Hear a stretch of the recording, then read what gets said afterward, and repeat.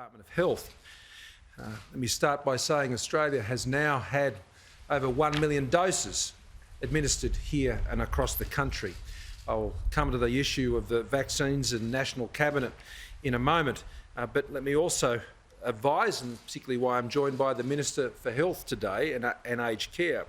The Australian Government has secured overnight an additional 20 million doses of the Pfizer BioNTech COVID-19 vaccine, in line with the advice of the Scientific Industry Technical Advisory Group on vaccines led by Professor Brendan Murphy. Now, through our advanced purchase agreement with Pfizer, these additional 20 million Pfizer doses means that Australia will now receive a total of 40 million Pfizer doses in 2021. It is anticipated that these additional 20 million doses will be available in Q4 of this year. That's our current instruction, and we'll obviously be doing everything we can to seek to move that forward where we can. But that is very welcome news, particularly in the light of the information that we received from ATAGI last night. Australia has entered into 4 separate agreements for the supply of COVID-19 vaccines, and these include agreements with Pfizer, AstraZeneca, Novavax and COVAX. And these agreements now total up to some 170 million doses. I particularly want to thank the Minister for what has been a fairly busy evening in working with Pfizer.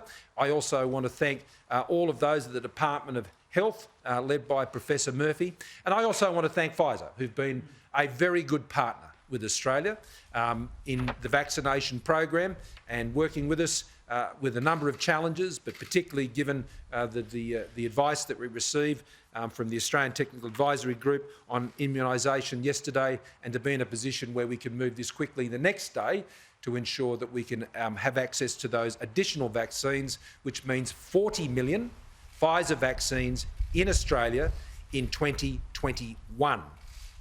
I might now turn to the meeting of the National Cabinet, which was held today, and James Merlino joining us as Acting Premier for the first time today, with the other Premiers and Chief Ministers. The Premier of Tasmania obviously joining us in the caretaker capacity, which has been our convention throughout the operation of National Cabinet since it was first established. High on the agenda today, our first item was to deal with the ATAGI advice that we received last night. It was the opportunity for that to be discussed amongst Premiers and Chief Ministers. They had already had the opportunity to be briefed by their Chief Health Officers last night, and I'm sure again this morning with the information being disseminated, and it was a very useful discussion. The decision of the Commonwealth Government, because it is the matter for the Commonwealth Government to accept the advice of ATAGI on these matters, was understood and supported. And I want to stress again that the advice that has been received, the recommendations that have been received from the Australian Technical Advisory Group on immunisation, is not a ban on the AstraZeneca vaccine. It is not a prohibition on the AstraZeneca vaccine. It recommends and notes that the risk of these side effects are remote. They are very rare. We're talking in the vicinity of 5 to 6 per million, which is a rather rare event.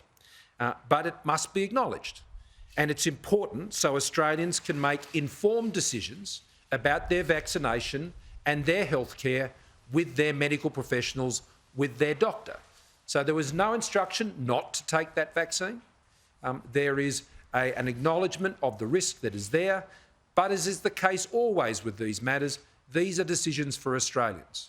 And certainly for those who are over 50, there is a strong encouragement to be taking this AstraZeneca vaccine, which we discussed today, to ensure that we can continue down the path of the vaccination rollout. We are discussed the recalibration of our vaccination program because of the advice from ATAGI today, and that was a very constructive discussion.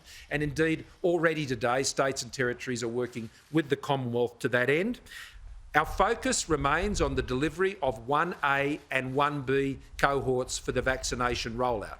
Now, this is particularly important because we're substantively talking here about people who are over the age of 50. And as Professor Murphy reminded us today, that includes many health workers, many health workers that are in frontline roles, whether working in aged care facilities or otherwise within the health system, and particularly amongst the nursing community.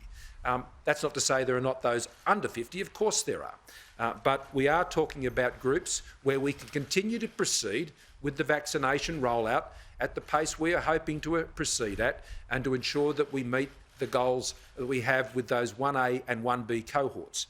This is important because the goal here is to protect the most vulnerable in our community.